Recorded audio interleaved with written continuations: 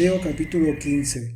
En el análisis del capítulo anterior concluimos con la sanación de muchas personas en aquel lugar llamado Genezaret, a donde llegaron a ver a Yeshua muchos enfermos y fueron sanados al rogarle al Señor que les permitiera tocar el borde de su manto.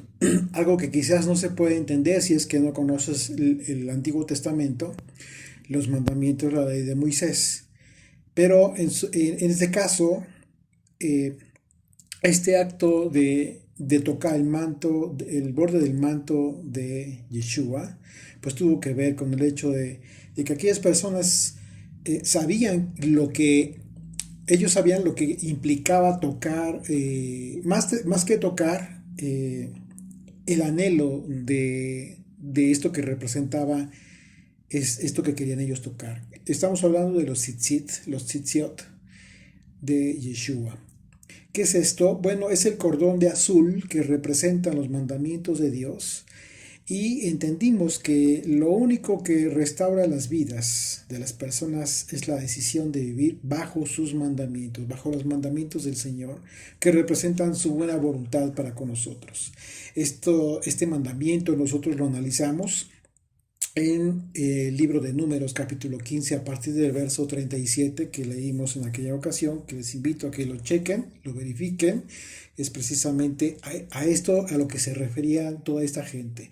Ellos rogaban a Yeshua que les permitiera tocar sus mandamientos. Esto tiene implicaciones impresionantes porque pues tiene que ver con el hecho de la ley del Señor, pero también tiene que ver con el hecho de la interpretación que vino a dar Yeshua de toda esa ley, lejos, muy lejos de toda la enseñanza rabínica tradicional, que en la mayoría de los casos siempre estuvo errada, equivocada.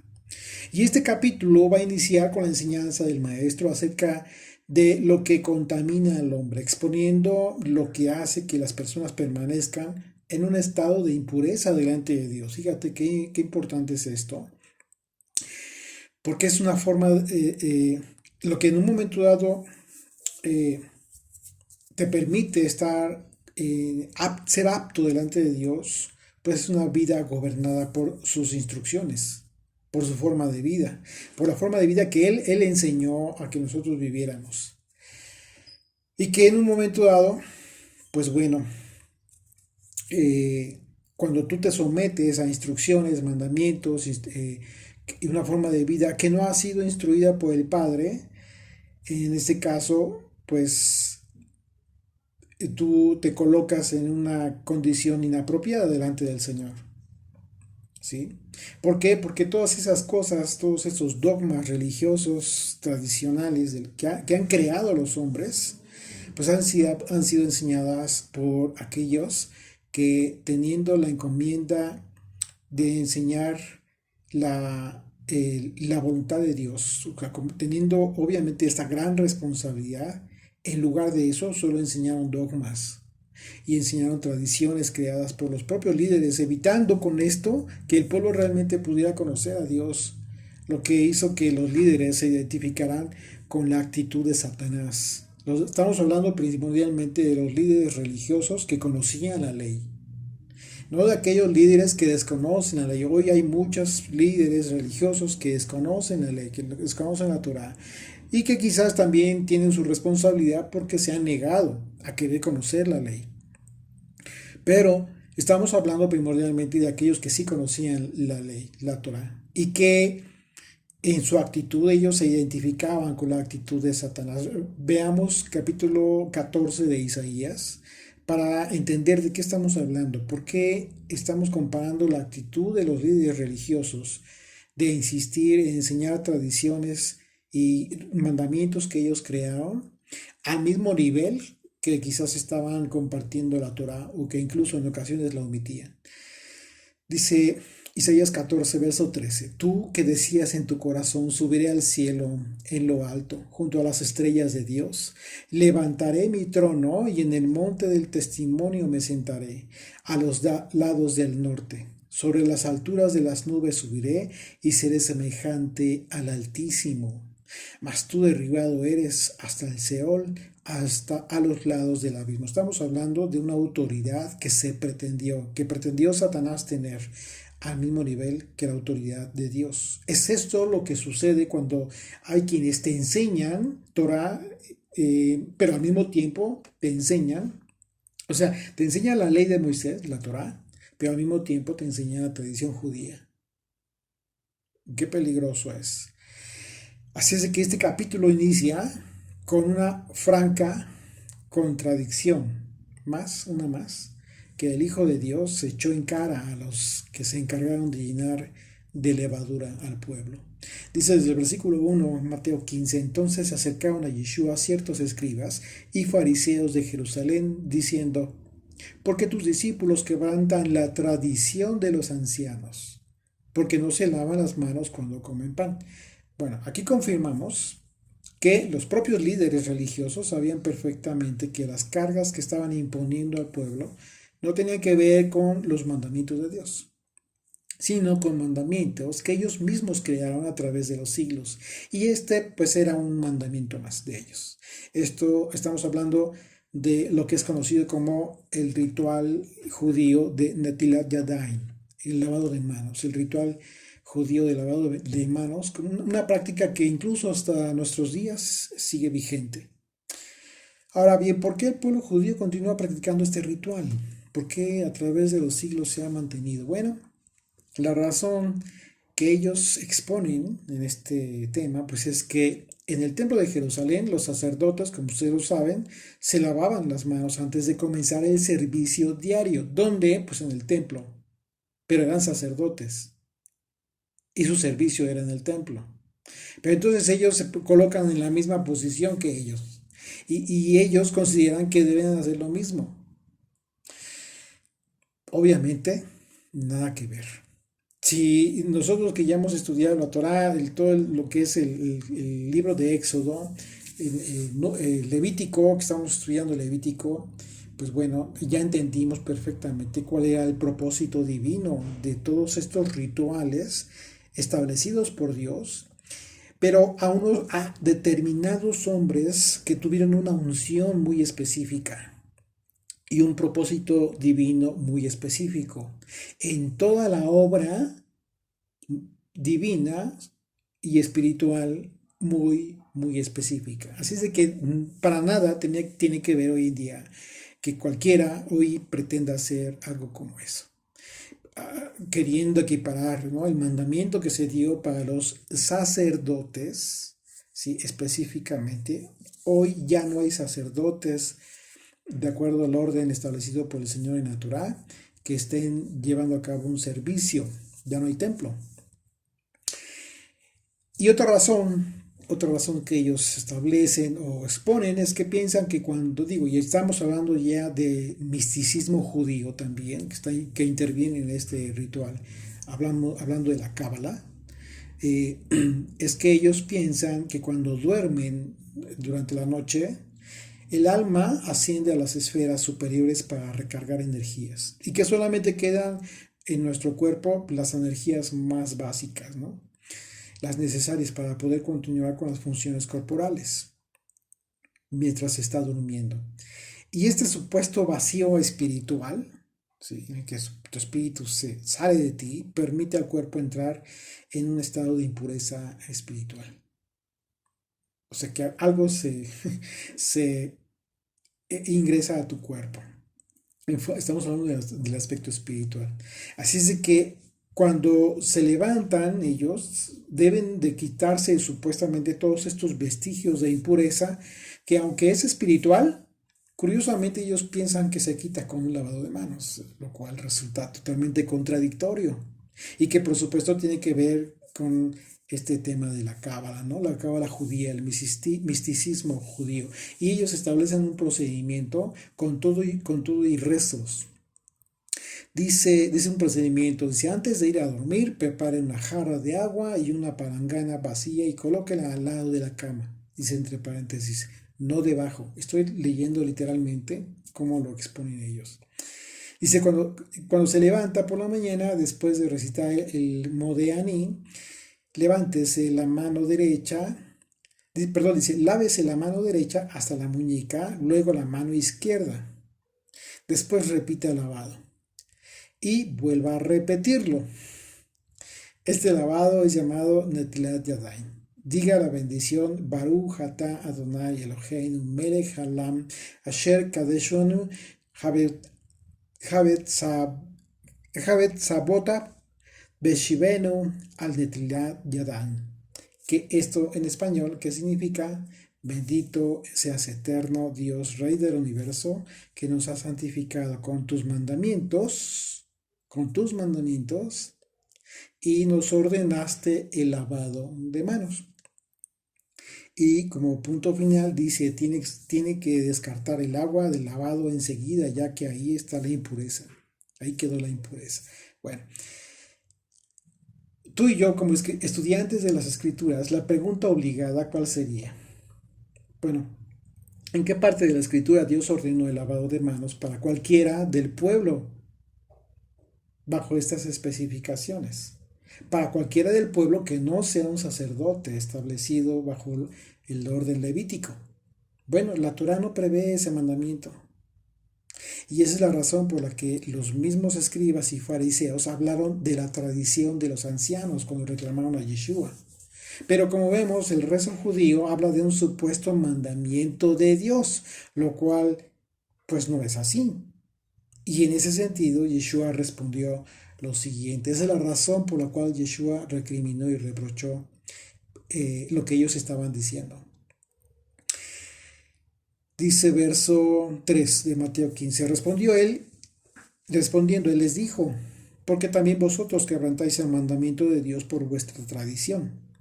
Porque Dios mandó diciendo, honra a tu padre y a tu madre, y el que maldiga al padre o a la madre, muere irremisiblemente. Yeshua, para reprender a los escribas y fariseos, se remitió a dos mandamientos específicos en la Torá, que hablan precisamente de la honra a los padres. Dice primeramente Éxodo capítulo 20, verso 12, que compone precisamente este mandamiento, constituye una de las 10 declaraciones más importantes que se dieron en el Sinaí. Dice, honra a tu padre y a tu madre para que tus días se alarguen en la tierra que el Señor tu Dios te da.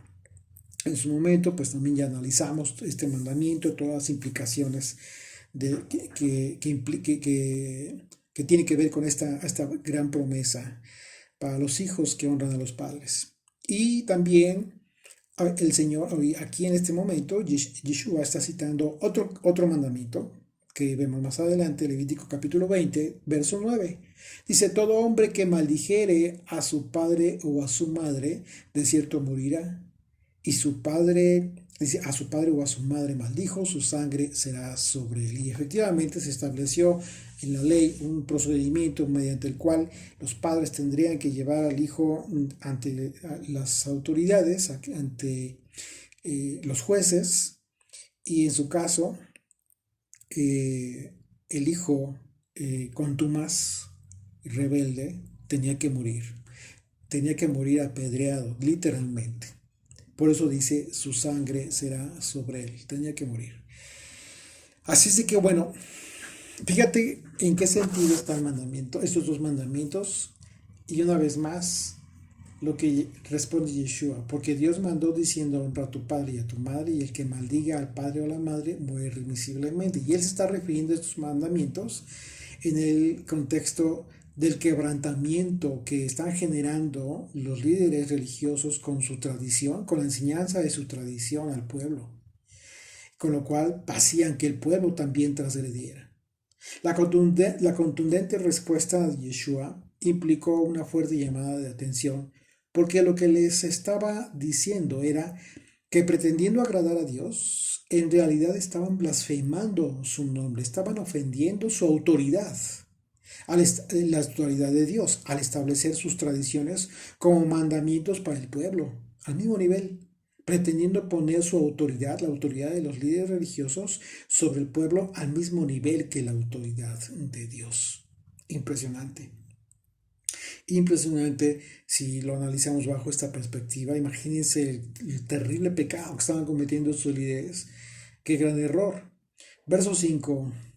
Pero vosotros decís, y aquí está la justificación que ellos mismos se inventaban con tal de obtener un beneficio, el beneficio de las ofrendas de por parte del pueblo. Dice, pero vosotros decís, cualquiera que diga a su padre o a su madre, es mi ofrenda a Dios, todo aquello con que pudiera ayudarte, ya no ha de honrar a su padre o a su madre. ¿A dónde paraban las ofrendas? Realmente el Señor estableció todas las ofrendas, todo el beneficio que llegaba en las ofrendas, los diezmos que el pueblo llevaba al pueblo, pues para el sostenimiento de los sacerdotes.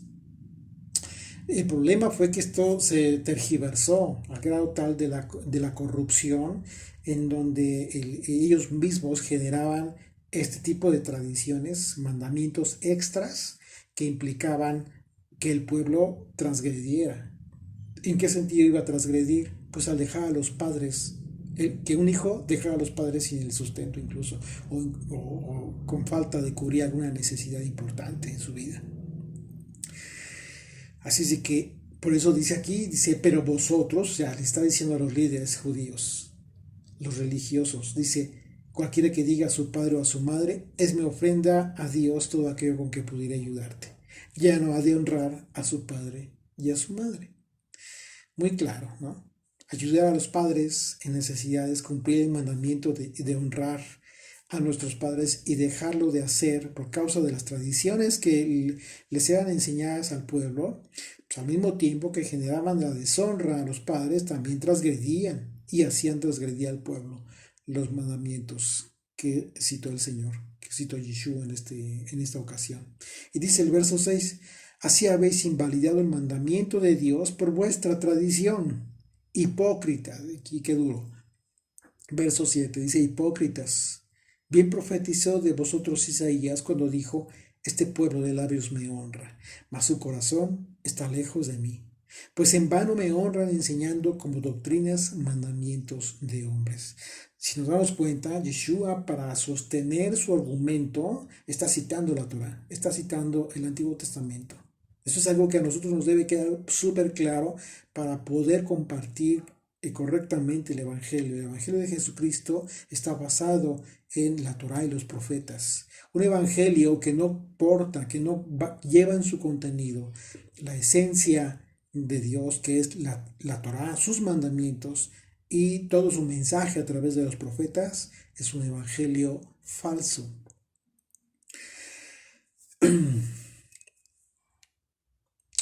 Y bueno, aquí una vez más, Yeshua citó al profeta Isaías, efectivamente, la profecía de Isaías, hablando de la ceguera y la hipocresía del pueblo, y sobre todo de los líderes religiosos.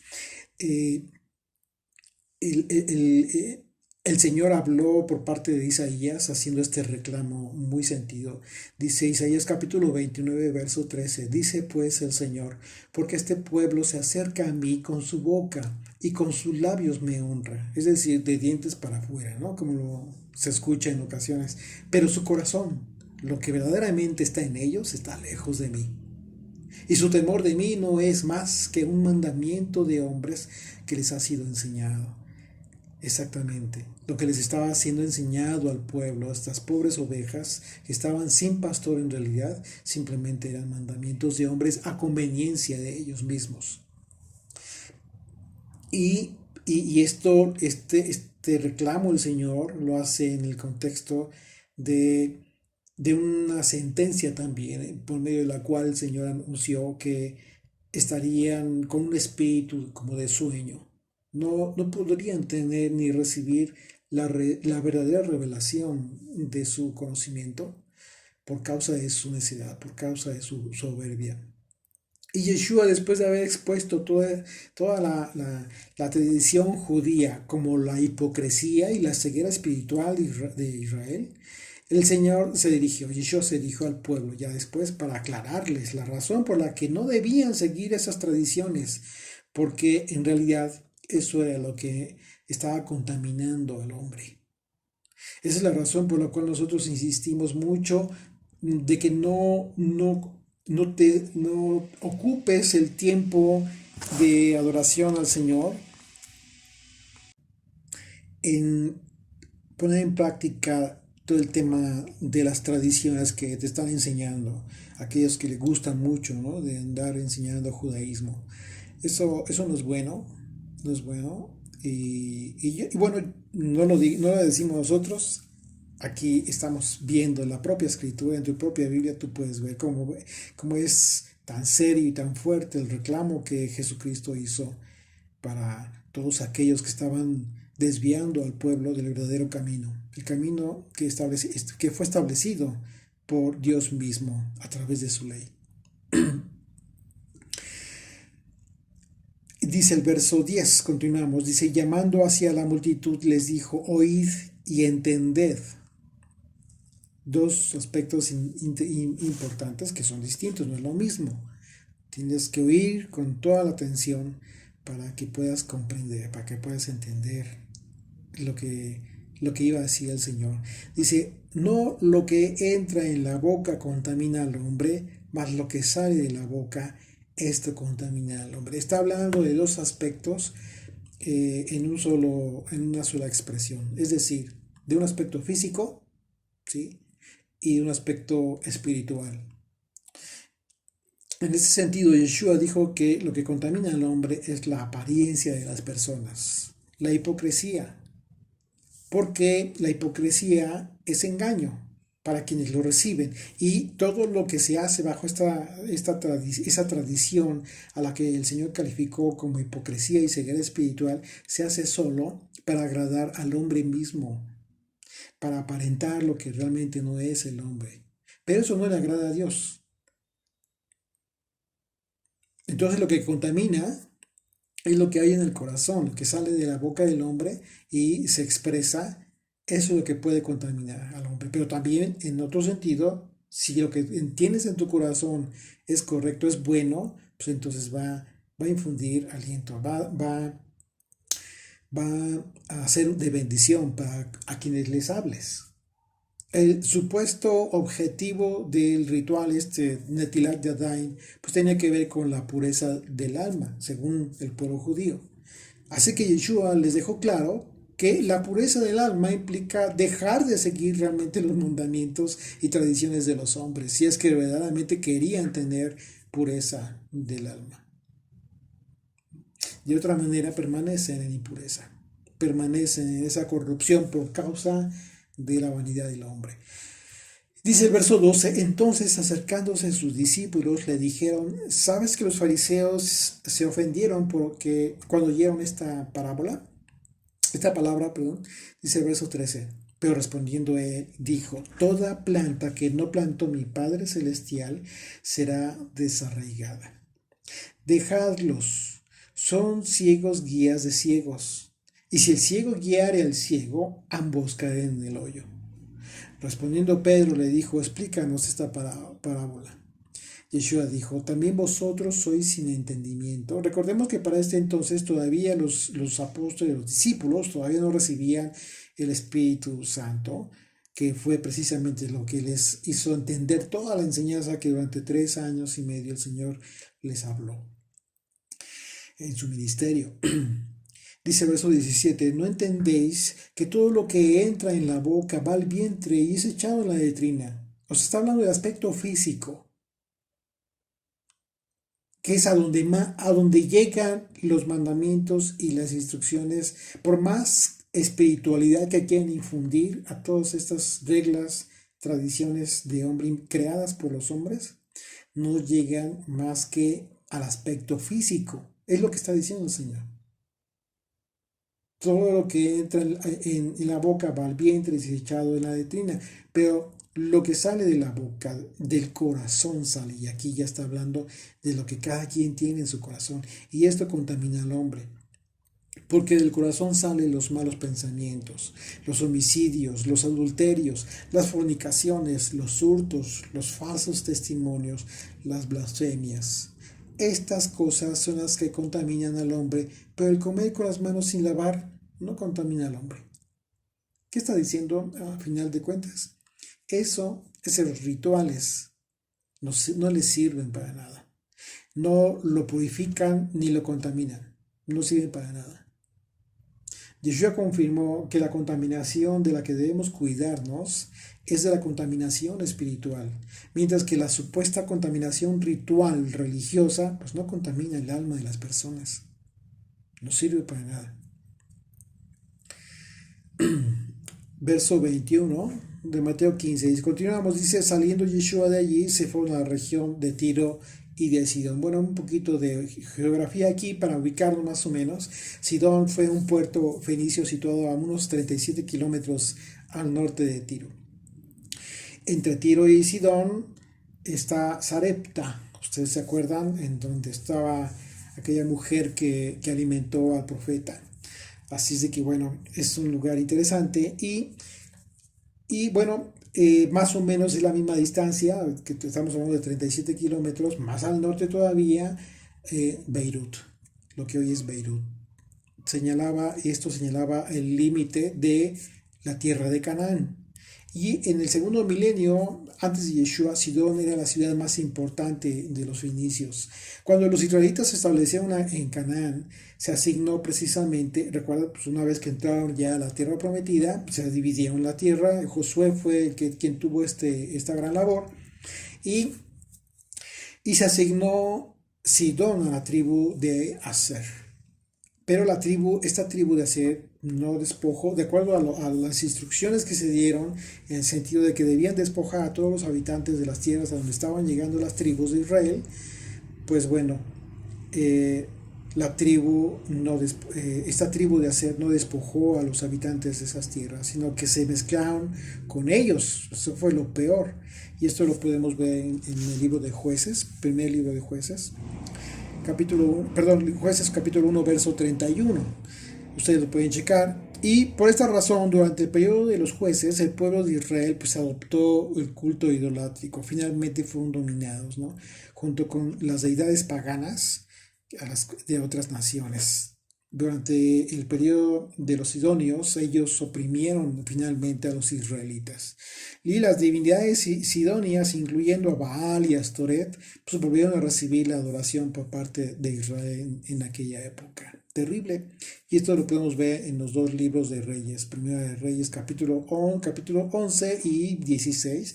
Y en el segundo libro de Reyes, en el capítulo 23, podemos ver todos esos acontecimientos en donde se describe la perversión de Israel, cuando Sidón estaba subordinada a Tiro. Así es que cuando hablamos de Tiro y Sidón, pues ya tenemos más o menos una idea clara de la razón por la que Yeshua llegó hasta esos lugares, porque él sabía que ahí había ovejas perdidas de Israel. Dice el verso 22, dice, y he aquí una mujer cananea justo en aquel lugar. Una mujer cananea que había salido de aquella región clamaba, diciéndole, Señor, hijo de David, ten misericordia de mí, mi hija es gravemente atormentada por un demonio. En estas condiciones, pues es muy fácil pensar, sí, es una suposición muy cercana, aunque no se describe en la escritura, que esta mujer en algún momento de su vida pues estuvo involucrada en ese tipo de rituales satánicos y idólatras, en los que seguramente su hija, a la que se refirió esta mujer, pues fue víctima de esta posesión demoníaca de la que está refiriéndose, porque la deidad a la que adoraban ellos era Dagón, sobre todo. Él es conocido como el dios de los sidonios, Dagón. Dice el verso 23, pero Yeshua no le respondió palabra. Entonces, acercándose a sus discípulos, le rogaron diciendo, despídela, porque da voces tras nosotros. Él respondiendo dijo, no soy enviado sino a las ovejas perdidas de la casa de Israel. Entonces ella vino y se postró ante él. Fíjate qué reacción de esta mujer, diciendo, Señor, socórreme. Está clamando esta mujer. Aquí hay que poner mucha atención con esta actitud de esta mujer, porque esta es la clave y la razón por la que todo aquel extranjero, todo gentil que tenga todo extranjero que tenga un espíritu y una actitud correctos, pueden ser recibidos por el Señor. Claro que sí. Y en su caso, en su momento, llegar a ser salvos. Yeshua ya había respondido diciendo que no había sido enviado a los extranjeros, sino solo a las ovejas perdidas. Pero no le esto no le importó a esta mujer. ¿Sí? Y no importó que, que esta mujer en un momento dado no conociera todo el tema de las dispersiones, diversas dispersiones que había sufrido Israel, que había muchos dispersos ya en todas las naciones del mundo, ni tampoco de la promesa de Abraham. Eso no importó. Si sabía o no sabía todo ese tema esta mujer acerca de las multitudes prometidas a Abraham, de gentes como su descendencia, pues esta mujer solo necesitó tener la actitud de humildad y sinceridad de corazón, porque ambas cosas, estos dos elementos, el Señor las podría ver. Y efectivamente así sucedió. Dice el verso 26, respondiendo él dijo, no está bien tomar el pan de los hijos y echarlo a los perrillos. A eso me refería yo. ¿Por qué? Porque quizás esta mujer no le interesó en un momento o pasó por alto que eh, pasó por alto para no quitar el dedo del renglón, no desviarse, sino insistir. Humillarse si era necesario, pero insistir. ¿Sí? Porque Yeshua ya aquí ya habló de los hijos, es una referencia, por supuesto, a las descendencias de Abraham, que estaban mayormente identificadas pues, en los que estaban viviendo en Israel, los israelitas de aquel entonces. Dice, no está bien tomar el pan de los hijos y echarlo a los perrillos. Bueno, este tema de los perrillos ya lo hemos explicado en otras ocasiones, que no es un aspecto de ofensa, ni mucho menos, ¿no? Yeshua no hizo jamás eso, sino que tiene que ver con una forma de denominar a todo extranjero. Todo extranjero que no vivía sus vidas bajo el gobierno de la ley de Dios, bajo el gobierno de Dios. No seguía las leyes de Moisés, sino que normalmente todo extranjero, en el pensamiento de todo israelita o judío, observante de la ley de Moisés, pues simplemente vivían por instinto, es decir, el instinto es algo natural en todos, absolutamente en todos, sin excepción, pero hay quienes viven por el instinto, es decir, más que su razón, más que la razón, utilizan el instinto para tomar decisiones, lo cual pues, en la mayoría de las ocasiones es un terrible error, pero a eso se refería, ¿eh? No en el tema de la ofensa. Pero dice el Señor, no está bien tomar el pan de los hijos, la bendición, ¿sí? Esto que vino a dar el Señor y echarlo a los perrillos. En este momento, muchos que hubiéramos hecho quizás en este momento de recibir esa respuesta, quizás nos hubiésemos levantado muy indignados, ¿no? Y nos hubiéramos retirado de ahí. Pero lo que pasó con esta mujer fue que entendió la condición de santidad del Señor en un contraste total respecto a su condición de ella misma, de pecado en la que se encontraba. Pero esa condición incluso no le impidió clamar por misericordia. Y así lo hizo poniéndose a un nivel incluso inferior, por debajo de cualquiera que se considerara hijo, entendiendo que estando en Israel, pues los israelitas eran hijos de Abraham. Dice el verso 27, y ella dijo, sí, Señor, pero aún los perrillos comen de las migajas que caen de la mesa de sus amos. Fíjate qué interesante la respuesta, porque lo que está diciendo esta mujer es, aunque sea un poco, Señor, aunque sea un poco de tu bendición, pero ten misericordia de mí. Quizás en algún momento de tu vida te encontraste en una situación así. Bueno, esta mujer se encontraba en esa circunstancia y no le importó humillarse. Verso 28, entonces respondiendo Yeshua dijo, oh, mujer, grande es tu fe, hágase contigo como quieres. Y su hija fue sanada desde aquella hora. Qué impresionante que una actitud de una persona haya sacado esta expresión del Hijo de Dios. El Señor se sorprendió. Yeshua se expresó de esta forma acerca de la fe de los gentiles, de esta mujer. Y en otras ocasiones también lo hizo con quienes tuvo contacto, siendo gentiles, y porque ellos estaban demostrando una gran humildad de espíritu, a diferencia de muchos israelitas que se sentían seguros de tener a Abraham por padre. Lo que agradó al Señor fue la gran fe que demostró esta mujer en su actitud, porque en esa actitud estaba expresando que sin importar que fuera una gentil, una extranjera, y aunque no tuviera la ley, no conociera ella la ley, estaba haciendo realmente lo que por naturaleza es de la ley. Y en este caso, de acuerdo a su respuesta que dio, su razonamiento que tuvo delante del Señor, le estaba defendiendo. Justo como el apóstol Pablo se expresó de todo gentil que, a pesar de ser gentil, extranjero, en su vida tiene la ley. Dice el verso 14 de Romanos 2, verso 14. Porque cuando los gentiles que no tienen ley hacen por naturaleza lo que es de la ley, estos, aunque no tengan ley, son ley para sí mismos, mostrando la obra de la ley escrita en sus corazones, dando testimonio de su conciencia y acusándoles o defendiéndoles sus razonamientos. Así es que el razonamiento que tuvo esta mujer y en consecuencia la expresión que tuvo de humillarse delante de Dios fue lo que le defendió. Esa es la razón por la que Yeshua se admiró de la fe de esta mujer.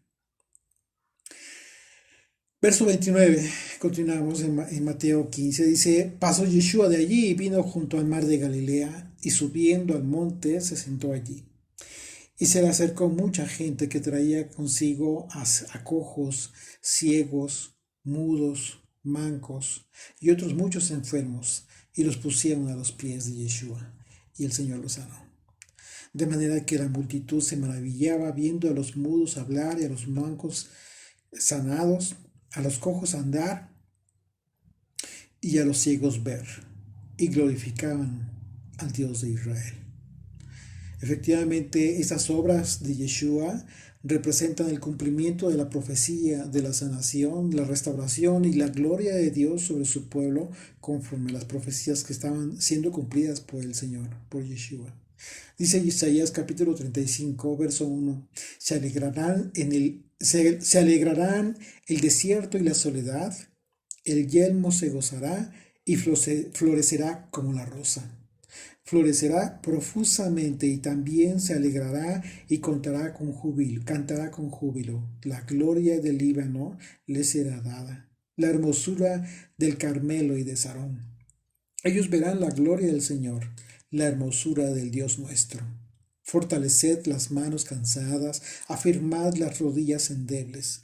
Decid a los de corazón opacado, esforzaos, no temáis. He aquí que vuestro Dios viene con retribución, con pago. Dios mismo vendrá y os salvará. Fíjate, Dios mismo vendrá y os salvará. Verso 5. Entonces los cojos y los ciegos serán abiertos, los ojos de los ciegos serán abiertos y los oídos de los sordos se abrirán. Entonces el cojo saltará como un ciervo y cantará la lengua del mudo, porque aguas serán cavadas en el desierto y torrentes en la soledad. El lugar seco se convertirá en estanque y el sequedal en manaderos de aguas. En la morada de chacales, en su guarida, será lugar de cañas y juncos. Bueno, esta profecía de Isaías refiere precisamente el anuncio de lo que estaba haciendo Yeshua, cumpliendo la profecía de la sanación de todas estas personas, como un anuncio claro de lo que sería a partir de ese momento. Por eso es importante entender los simbolismos que son simbolismos proféticos relacionados con los aspectos físicos que en un momento dado con los que Yeshua enseñaba, ¿no? Hemos visto, por ejemplo, el tema del alimento a las multitudes, que vamos a ver a continuación también. Y en relación a la profecía, a todas las profecías que anunciaban una restauración en el espíritu para la vida eterna de las personas, para Israel. Dice el verso 32, y Yeshua, llamando a sus discípulos, dijo, tengo compasión de la gente, porque ya hace 3 días que están conmigo y no tienen que comer, y enviarlos en ayunas no quiero, no sea que desmayen en el camino. Y bueno, aquí la palabra compasión es bien importante que está utilizando Yeshua, porque en el griego literalmente significa sentir en las entrañas. Y cuando dice siento compasión por estas multitudes, la expresión de Yeshua tiene que ver con un sentimiento en las entrañas a grado de doler, como si le doliera el corazón. Y lo que hizo fue llamar a sus discípulos en ese momento y participarles el sentimiento que él tiene. En ese sentido, la enseñanza de Yeshua nos dice que la única forma en que verdaderamente podemos compartir el Evangelio tú y yo es cuando nosotros sentimos compasión por las personas. ¿Tú sientes compasión por aquellos a quienes compartes el Evangelio? ¿Te identificas con este sentir en las entrañas de tu ser? Entonces estás listo para compartir el mensaje eterno. Así es que esto tiene que ver con un sentimiento que involucra a todo tu ser, tus entrañas, y en consecuencia, pues bueno, vas a ser movido a hacer muchas cosas en beneficio de tu prójimo. Y obviamente vas a pensar, vas a tener temor de qué es lo que vas a compartirle, entendiendo perfectamente cuál fue el reclamo de Yeshua en este capítulo acerca de toda la tradición y el tema de la falsa enseñanza que alejó al pueblo de Dios en realidad. Verso 33, Mateo 15, dice, entonces sus discípulos le dijeron, ¿de dónde tenemos nosotros tantos panes en el desierto para saciar a una multitud tan grande? Bueno, esta escena es exactamente la misma que nosotros podemos ver en retrospectiva en aquel tiempo cuando se encontraba Israel en el desierto, cuando el Señor lo sacó de Israel, lo liberó de Egipto, y que pensaron que morirían por no tener que comer. Sin embargo, sucedió un milagro. El Señor alimentó a todos esos millares con maná que cayó del cielo. Dice Éxodo capítulo 16, verso 2. Dice, y toda la congregación de los hijos de Israel murmuró contra Moisés y Aarón en el desierto. En otro desierto, un desierto en donde se encontraban también Yeshua con sus discípulos y todas aquellas personas que estaban ya hambrientas. Verso 3 dice, y les decían los hijos de Israel, ojalá hubiéramos muerto por mano del Señor en la tierra de Egipto, cuando nos sentábamos a las ollas de carne, cuando comíamos pan hasta saciarnos, pues nos habéis sacado a este desierto para matar de hambre a toda esta multitud. Y el Señor dijo a Moisés, he aquí yo os haré llover pan del cielo. Fíjate la misericordia del Señor a pesar de este reclamo del pueblo. Dice, y el pueblo saldrá a comer. Dice, saldrá y recogerá diariamente la porción de un día para que yo lo pruebe, dice. Para que yo lo pruebe y si anda en mi ley o no. Mas en el 6º día prepararán para guardar el doble de lo que suelen recoger cada día. Aquí estaba estableciendo el mandamiento para el día de reposo, para el Shabbat. Por eso habló de probarlos a ver si andaban en su ley. ¿Y qué era lo que Yeshua estaba a punto de darles a aquellas multitudes en el desierto cuando les iba a dar pan y pececillos? Pues pan, el alimento, precisamente su ley, la instrucción. Y una vez más, Israel sería probado a partir de la venida de Yeshua. De la misma manera en que el Padre alimentó a Israel con pan que cayó del cielo cuando estaban en el desierto, así el Hijo alimentaría a toda esta multitud con pan físico, que como ya lo analizamos en la alimentación de los 5,000, pues ese alimento representó el alimento espiritual. Esto significa que sin importar la condición de pecado de Israel, de la misma manera en que Dios se manifestó en misericordia al pueblo, también el Hijo estaba teniendo compasión por el pueblo, que al estar sin pastor y sin instrucción del Señor, pues también se encontraban en estado de impureza espiritual. De modo que Yeshua saciaría el hambre de esta multitud igualmente para probarles, pero exactamente como lo hizo el Padre en aquel entonces, como a través de toda su instrucción, toda su enseñanza. Así es de que como vemos, el mismo alimento que comió Israel en aquel entonces es el mismo alimento que comieron todas estas multitudes y que tú y yo hoy estamos comiendo. Y en todo ello nos prueba el Señor. Verso 34 dice, Yeshua les dijo, ¿cuántos panes tenéis? Y ellos dijeron, 7. Y unos pocos pececillos. Yeshua les preguntó a sus discípulos acerca del pan que ellos traían, y eso es muy importante.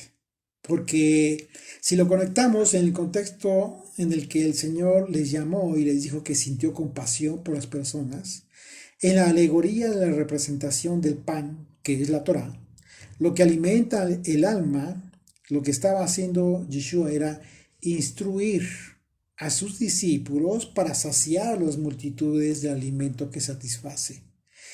Los discípulos respondieron que tenían 7 panes y ustedes saben que el número 7 en la escritura representa simbólicamente la plenitud, llenura o incluso la totalidad. De manera que al considerar que ellos eran 12 discípulos, parafraseando el texto dentro del mismo contexto, sin salirnos del contexto, pues podríamos entender la pregunta de Yeshua en el siguiente sentido, de la siguiente manera. Haz de cuenta que Yeshua les preguntó, ¿cuánta enseñanza traen o cuánta enseñanza están recibiendo de mí para satisfacer a estas multitudes? Y los discípulos, al responder que traían 7 panes, lo que estaban respondiendo es que traerían toda la enseñanza, la plenitud de la enseñanza del Mesías, que estaban recibiendo para satisfacer precisamente a toda esta multitud. Verso 35 dice, y mandó a la multitud que se recostase en tierra, y tomando los 7 panes y los peces dio gracias, los partió y dio a sus discípulos, y los discípulos a la multitud, y comieron todos, y se saciaron, y recogieron lo que sobró de los pedazos, 7 canastas llenas. 7 canastas llenas, y eran los que habían comido 4,000 hombres, sin contar las mujeres y los niños.